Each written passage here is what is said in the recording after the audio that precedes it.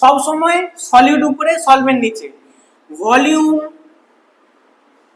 Of solvent, সলভেন্টের volume কত ml into 1000 উপরে number of moles of solute. ধরো একটা আমার সলিউশন আছে, সেটা কি দিয়ে হয়েছে, আমার সলিউট প্লাস সলভেন্ট দিয়ে হয়েছে, নর্মাল কথা সলিউট প্লাস সলভেন্ট দিয়ে হয়েছে। তাহলে মোল ফ্র্যাকশন কি করে বার করবে? ধরো সলিউটটা ধরো Na আছে আর Nb আছে, তাহলে Na টা মানে হচ্ছে number of moles of solute, ধরো number of number of moles of solute. ধরো সলিউটটা Na নাম্বার অফ মোলস আছে আর Nb টা হচ্ছে number of moles of solvent আছে।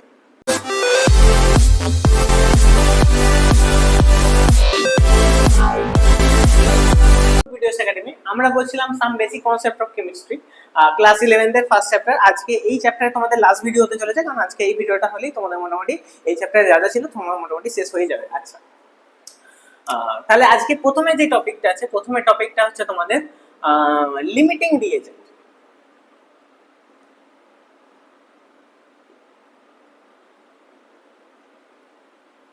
আচ্ছা, এই লিমিটিং রিএজেন্টটা বোঝার আগে তোমাদেরকে একটা জিনিস বুঝতে হবে, গেল-লুসাস ল বা ডেফিনাইট প্রপোর্শনের যেই তোমাদের লটা ছিল, মেইনলি যেটা কেমিস্ট্রির ল কি বলে যে যখন একটা কেমিক্যাল রিঅ্যাকশন হয়, in a chemical reaction a mass cannot be created or cannot be destroyed, ঠিক? in a chemical reaction a mass cannot be created, cannot be destroyed, মানে the stoichiometry of the reaction must be constant বা must be in a particular ratio, ঠিক আছে? তো যদি আমি বলি যে H2 plus O2 equal to H2, ঠিক?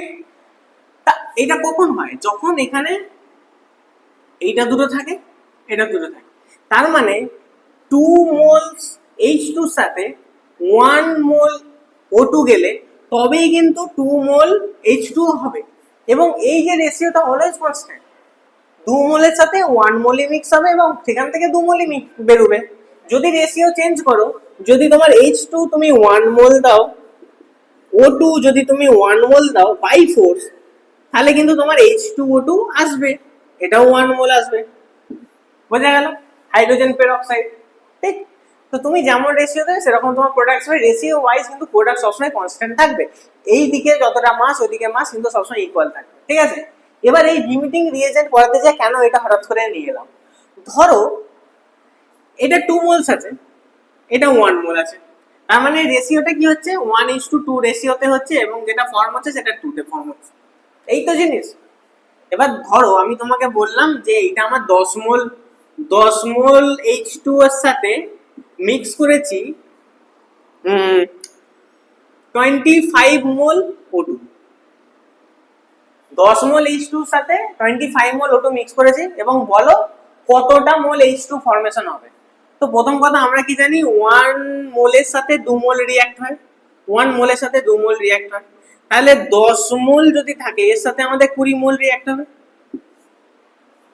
যখন 10 মোলের সাথে, এটা 10 মোল আছে, এটা 25 মোল আছে, তো 10 মোল H2 এর সাথে 20 মোল O2 রিঅ্যাক্ট হবে H2 বানাতে, এবং সেখান থেকে 20 মোল H2 হবে।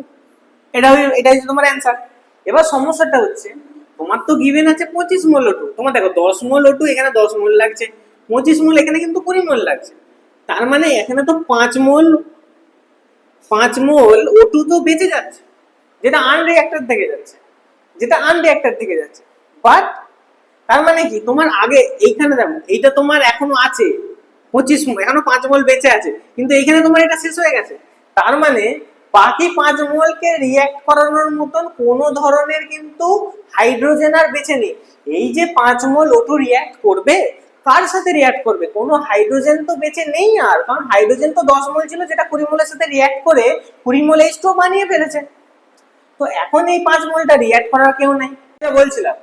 তাহলে এইটা যে শেষ হয়ে যাচ্ছে, তাহলে এইটা যে 5 মোলটা বাঁচছে এটা রিঅ্যাক্ট করবে কার সাথে? কেউ তো বেঁচে নাই রিঅ্যাক্ট করার মতো। যদি বেঁচে না থাকে তার মানে মানেটা কি দাঁড়ায়, যদি আমার হাইড্রোজেনটা আরেকটু বেশি থাকতো তাহলে তো রিঅ্যাকশনের জন্য হতো। তার মানে হাইড্রোজেনটা যদি 10 এর জায়গায় 12.5 হতো, এই 2.5 মোল তো 5 মোলের সাথে রিঅ্যাক্ট করে ফেলতে পারতো, কিন্তু এটা তো নেই। তার মানে কম পড়ছে কোনটা? কম পড়ছে আমার হাইড্রোজেনটা, আমার কম পড়ছে। তো যেই জিনিসটা কোন একটা রিঅ্যাকশনে যদি কোনো রিঅ্যাক্টেন্ট আমার কম পড়ে যায়, মানে যেটা তাড়াতাড়ি শেষ হয়ে যাবে, যেটা তাড়াতাড়ি লিমিটেড হয়ে যাবে, সেইটাকে আমরা বলবো লিমিটিং রিএজেন্ট। কি বললাম? কোন একটা কেমিক্যাল রিঅ্যাকশন হওয়ার সময় যেই দুটো বা দুইয়ের বেশি যখন আমার রিঅ্যাক্ট্যান্ট থাকবে, সেই রিঅ্যাক্ট্যান্টের মধ্যে স্টয়চিওমেট্রিক কনসেন্ট্রেশনের থেকে যখন কোনো রিঅ্যাক্ট্যান্ট কমে যাবে, যখন বাকি রিঅ্যাক্ট্যান্ট গুলো এক্সেস বেঁচে যাবে, মানে কোনো রিঅ্যাক্ট্যান্ট ধরো অল্পতে শেষ হয়ে গেল আর সেটা বেঁচে নেই, যেটা তাড়াতাড়ি শেষ হয়ে যাবে, সেই রিঅ্যাক্ট্যান্টটাই তোমার লিমিটিং রিঅ্যাক্ট্যান্ট হয়ে যাবে সেই পার্টিকুলার রিঅ্যাকশনে। আশা করি বোঝাতে পারলাম, ঠিক আছে? তাহলে এইটা হলো তোমাদের লিমিটিং রিএজেন্ট, ঠিক আছে? আচ্ছা, এবার যেগুলো আছে তোমাদের অনেকগুলো ফর্মুলা আছে তোমার এই চ্যাপ্টারে। সেই ফর্মুলাগুলো দেখো কি কি আছে। ফর্মুলা বলতে মূল কনসেপ্ট থেকেই ইন্সপায়ার্ড কিছু কিছু কনসেপ্ট আছে, যেরকম হচ্ছে মোলারিটি একদম দেখাবো, খায় না মাথায় দেয়, ঠিক আছে? প্রত্যেকটা আলাদা আলাদা, প্রত্যেকটার হচ্ছে রিঅ্যাকশনস ইন সলিউশন। এখান থেকে তোমাদের কনসেন্ট্রেশনের তোমার ফর্মুলা। প্রথম ফর্মুলা মোলারিটি। কি বললাম? কিভাবে উচ্চারণ করবে? মোলারিটি। এটাকে ডিনোট করা হয় ক্যাপিটাল এম দিয়ে। হলো সেকেন্ড ফর্মুলা মোলালিটি। দেখো, এটা প্রথমে লিটি ছিল, এটা লিটি হয়ে গেল। এটাকে ডিনোট করা হয় স্মল এম দিয়ে। হলো 3 নম্বর নরমালিটি। ঠিক আছে, এটাকে ডিনোট করা হয় ক্যাপিটাল এম দিয়ে। 4 নম্বর ফর্মালিটি, এটাকে ডিনোট করা হয় ক্যাপিটাল এফ দিয়ে। ঠিক আছে, মোলালিটি, নরমালিটি, ফর্মালিটি, এই চারটে আপাতত। তারপর আরো কিছু আছে, সেগুলো পরে দেখছি। মোলারিটি যদি তোমরা চাও কি বলে ফর্মুলা, তো নরমালি কথাটা হচ্ছে কোনো একটা সলিউশন আমার তৈরি হয় কি করে? সলিউশনে থাকে সলভেন্ট আর থাকে সলিউট। ঠিক আছে,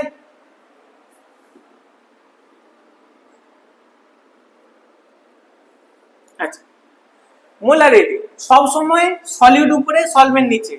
ভলিউম অফ সলভেন্টের ভলিউম কত? ml ইন্টু 1000 উপরে number of moles of solute কত মোলস আছে, সলিউট কতটা ভলিউম আছে ইন্টু 1000 মোলারিটি। আচ্ছা, এইটা যখন দেখছো ভলিউম, এটা হচ্ছে ভলিউম আর উপরে নাম্বার অফ মোলস। ঠিক আছে, এটা হচ্ছে তোমাদের ভলিউমের রেসপেক্টে বলে মোলারিটি। এইখানে একটু আলাদা, এইখানে হচ্ছে মাস অফ সলভেন্টের মাস কতটা গ্রামে ইন্টু 1000 উপরে same number of moles of solute.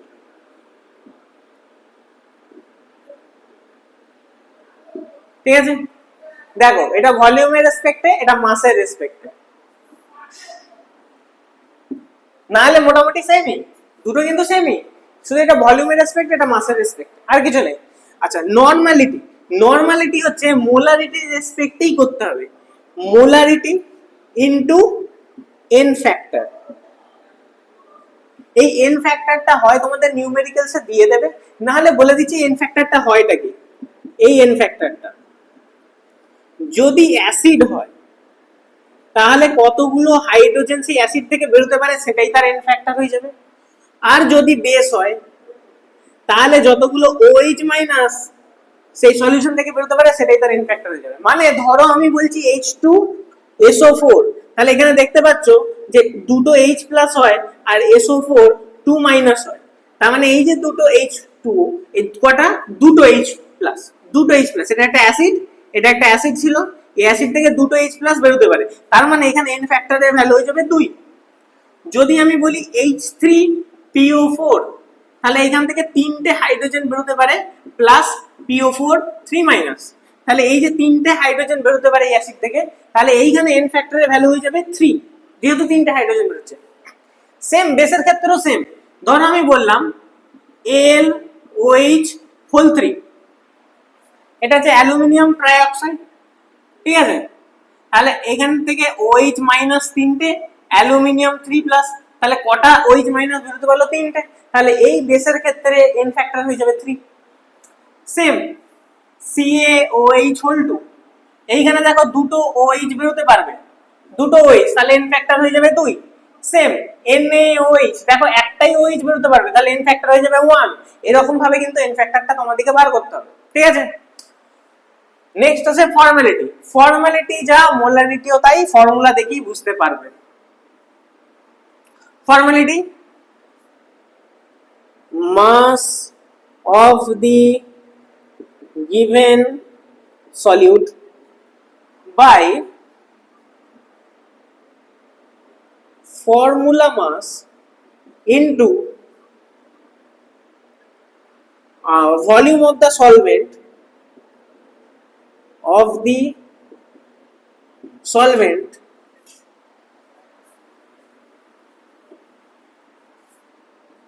into 1000। Same, দেখো এই ফর্মুলাটার মধ্যে কি ডিফারেন্স আছে? দেখো এখানে number of moles of solute দিয়ে দিয়েছে, আর এইখানে দেখো বাকি দেখো ভলিউম অফ সলভেন্ট, এখানে দেখো ভলিউম অফ সলভেন্ট ইনটু 1000 শুধু ডিফারেন্সটা হচ্ছে number of moles of solute দিয়েছে, এখানে দেখো number of mass of given solute, mass of the given solute আর ফর্মুলা মাস। তাহলে আমরা যদি নাম্বার অফ মোলস বার করি, নাম্বার অফ মোলস এর ফর্মুলাটা কি? Given mass by molar mass. এখানে তো সেটা ফর্মুলা মাস মানে তো এই মোলার মাসই হলো, আর গিভেন দেখো এইটা মানেই তো নাম্বার অফ সেই সলিউটই হচ্ছে, তার মানে মোলারিটি আর ফর্মালিটি মোটামুটি সেম জিনিস। ফর শর্টকাটের জন্য বলে রাখছি, যদি তোমাদেরকে বলে দেয় যে এত গ্রাম এই জিনিসটা এত ml এততে ডিসলভ করা হয়েছে, তো বলো ফর্মালিটি কত হবে? তোমরা বার করবে মোলারিটি, শুধু এমটা না লিখে ক্যাপিটাল এফ লিখে দেবে, ব্যাস কাজ শেষ। বোঝা গেল? এই ছিল তোমাদের কিছু formula, molarity, mole fraction, formality আর নরমালিটি। এরপর তোমাদের যেটা বাঁচে সেটা হচ্ছে মোল ফ্র্যাকশন, যেটা আমি এই দিকটা দেখে দিচ্ছি। আর একটা তোমাদের আছে মোল ফ্র্যাকশন, যেটা খুবই ইম্পর্টেন্ট।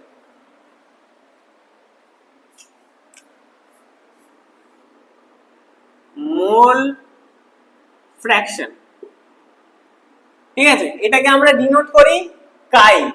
এই যে কিরকম করে আঁকবে, একটা এরকম করে করবে, একটা সোজা দাঁড়ি, মানে যেমন করে এক্স লেখো, এক্স না লিখে একটা দাঁড়ি এরকম করবে আর একটা দাঁড়ি এটা, এটাকে আমরা কি বলি?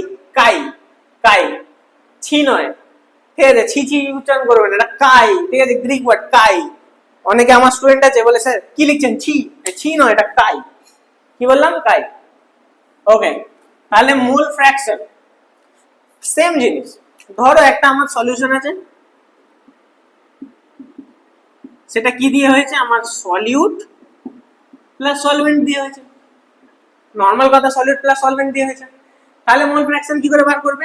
ধরো সলিউটটা ধরো Na আছে আর Nb আছে, তাহলে Na টা মানে হচ্ছে number of moles of solute, ধরো number of number of moles of solute, ধরো সলিউটটা Na নাম্বার অফ মোলস আছে, আর Nb টা হচ্ছে number of moles of solvent আছে। ঠিক, এতদূর অবধি ক্লিয়ার? তাহলে কাই অফ এ, তার মানে সলিউট যদি তোমার এ হয়, সলভেন্ট যদি তোমার বি হয়, তাহলে মোল ফ্র্যাকশন অফ এ মানে mole fraction of solute, mole fraction of A মানে মোল ফ্র্যাকশন অফ সলিউট কি হবে? তোমার number of moles of A plus number of moles of B, উপরে তোমার number of moles of A, যেহেতু তোমার কাই কারবার করতে বলেছি সলিউটের, তার জন্য উপরে সলিউটের নাম্বার অফ মোলস।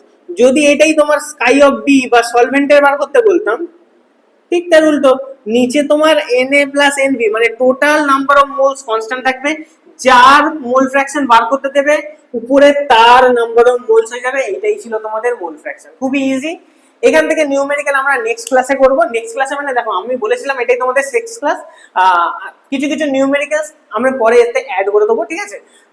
নেক্সট তোমাদের এতে ভিডিওতে আরেকটা ভিডিও আমি করে দেবো এটা নিয়ে, যেখানে তোমাদের এইগুলো নিয়ে টোটালটা একটা তোমাদের নিউমেরিক্যাল টোটালটা পেয়ে যাবে, ঠিক আছে। তো এই ফর্মুলাগুলোকে তোমরা ভালো করে করবে। এই চ্যাপ্টারটা আমাদের মোটামুটি এখানেই শেষ হলো। একটা নিউমেরিক্যালস এর ভিডিও আলাদা করে পেয়ে যাবে এরপরে, ঠিক আছে। আমাদের যে নেক্সট চ্যাপ্টার আছে সেইটা আমরা পরের ক্লাস থেকে শুরু করবো, ঠিক আছে। তাহলে মোটামুটি এগুলি ভালো করে করবে। দেখা হবে নেক্সট ভিডিওতে। Thank you.